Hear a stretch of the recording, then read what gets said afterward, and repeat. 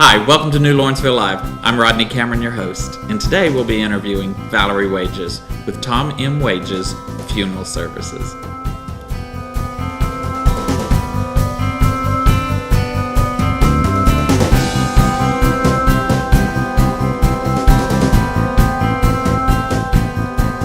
Hi, welcome back to New Lawrenceville Live. Today we have with us Valerie Wages with Tom M. Wages Funeral Services. Valerie, welcome to the show. Thank you, Rodney, for having me today. Oh, wonderful. We're so excited and we're honored to actually have you. Thank you. Valerie, I want you to tell us a little bit about your company, who you are, and just who are you? Okay. Well, we have been serving families in this community since 1949. My dad, Tom Wages, started up on the Courthouse Square in a little white house. In 1964, he built the location where we are now in Lawrenceville, right across from the new Lawrenceville Police Headquarters. And then we also have a funeral home down on 78 in Snellville. Committed to service. We are honored, really and proud to be part of a profession that probably helps families at the most difficult time in their life, Rodney, when they've lost someone to death.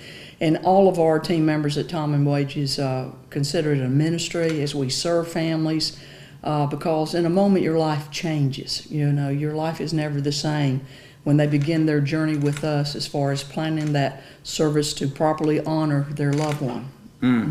That's got to be difficult, and what unique and great people you have to be in order to be in that industry. Yeah, I think it's a ministry. I think you're called. You have to really be a good listener.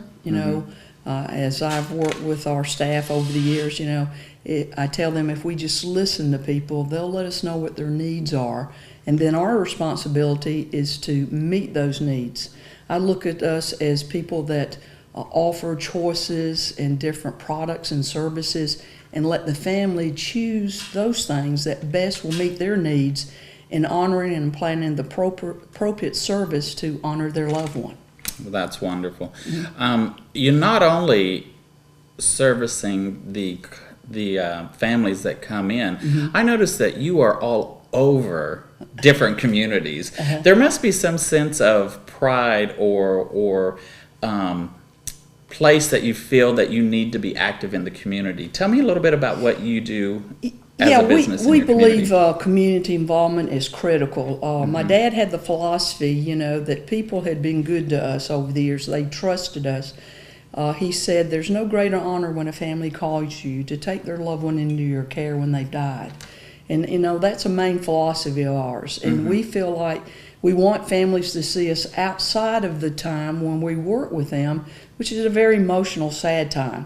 So, gosh, we're active in the Salvation Army. I'm on their advisory board. Toys for Tots. We're right now, pulling together the angel trees, that children that will help. Grace and Chili Cook-Off, our staff loves that. Christmas time we do s'mores in Snellville, which the kids love. So we want the community to see us maybe in a different light, that we are normal people, but we've just chosen a profession to really assist people, like I said earlier, at the most difficult time in their life when they lose someone they love to death. Yeah. Well, I know that you guys are actively involved not only in Snellville but Lawrenceville, and you actively help New Lawrenceville several times with our events as well, and so we definitely appreciate that. I noticed you have different types of services for families. Correct. Will you tell us a little bit about what is it that these services, each one of them, that you're able to offer? Yeah, I think families need to start to look at what their final wishes are. Traditionally you've seen a lot of burials. We're looking at that people. We have a very mobile society now, Rodney, and people are not living where they were raised, where their family plots are. Right. So a lot of people will do cremation.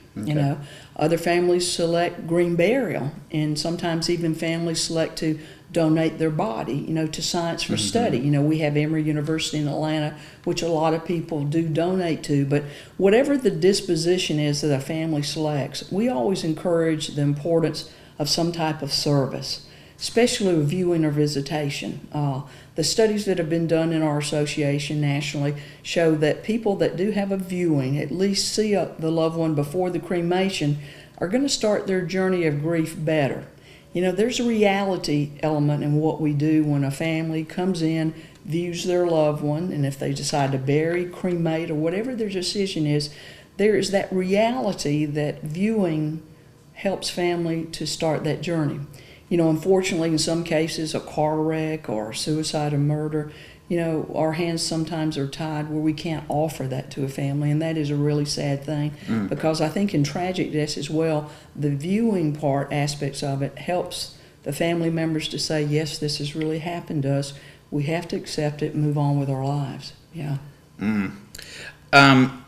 Is it true that land will run out for those families who choose burial? Yes. A lot of people say that land is not going to run out, but the thing with burial is that, over the years we have seen that cemetery property is rising, just like real estate is. I've served some families that bought cemetery property back in the 70s, and the savings has been unbelievable. So I encourage people now at their end-of-life planning to consider, all right, what are you going to do with this old shell that we live in? That's what I call it.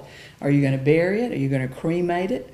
Do green burial? Donate it to science? We all have to decide what's going to be done with the shell that we've lived in on this earth. Well, and I've heard that cremations are on the rise. Tell me about the cremation process. They are. A lot of people think it's an economy, which I do believe. People say it can be less expensive, which it can be, but I've seen cremation services as much as burial services, depending on what the family members select.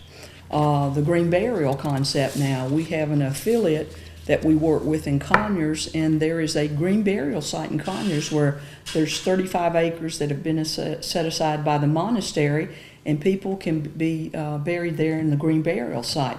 No embalming, really no vault as such.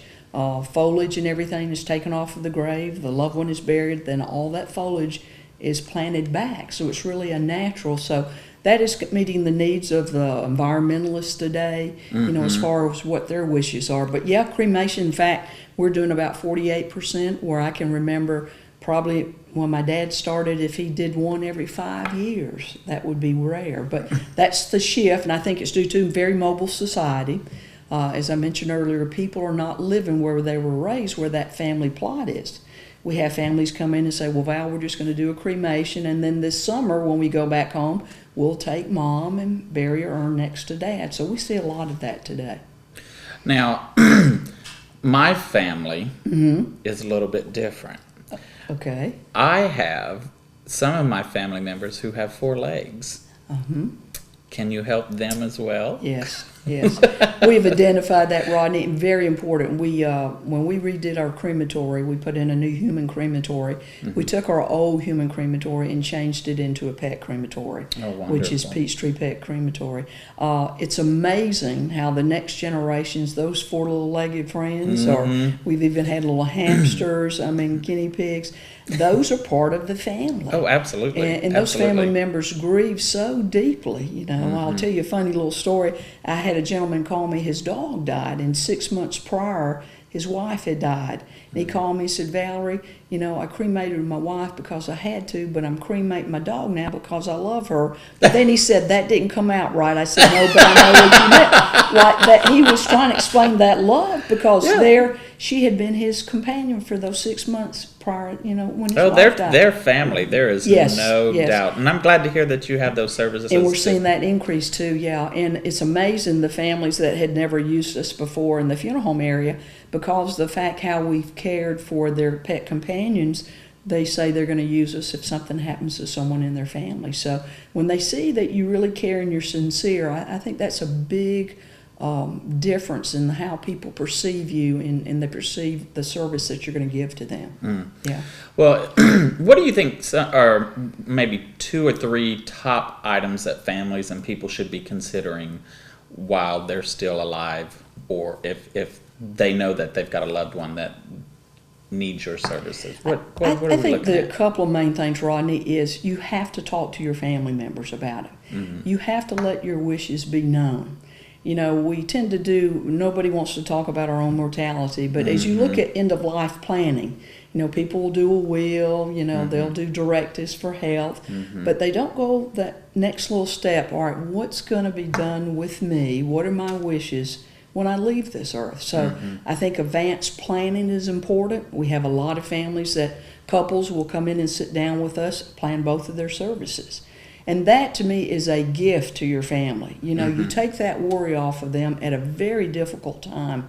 You think about how long it takes to plan a wedding, Rodney. Within a 2 to 3 day, we're having people make major decisions in their life to honor a loved one. So definitely decide, sit down, talk to your family about it, actually do some pre-arranging, and you can also pre-fund to lock those prices in, like at today's, pricing for services. It's interesting. I've never heard of you do it right when it happens. Yes. Unless you've planned it out. And there are a lot of people who plan weddings for years and months, and right. It's just a very different perspective. I've never looked at that before. Yeah, and see, here we are asking a family to celebrate a life that was lived 85 years. Unbelievable amount of pressure. So you've got to talk. You've got to let your wishes be known to your family. That's very interesting. So since Tom M. Wages has been around since 1949, what changes or progress or things that have taken place do you think from 1949 that are different today, or vice versa? What is it that today you guys do that's... It's amazing. I can remember in 1949 when my dad started, the stories he told of people paying him with hams and eggs, back during that time.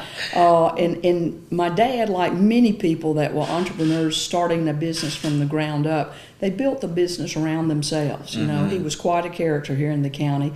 But my brother-in-law, Rick Johnson, and Alan Johnson, our manager at Lawrenceville, and Chris Banks at Snellville, and Brian Rickard, who's been with us for years, we are looking at the philosophy of spreading that around to all of our team members. It's just not me, it's just not Rick, Alan, or Chris, or Brian who've been there the longest, but it's my nephew coming up, my little brother, those people that are dedicated to serving families. Daddy said, I'd always rather have someone call to ask for you, not want you to be there. So we have that philosophy that we want our team of professionals at Tom M. Wages to reach out to the community. That's why we're so involved in the community.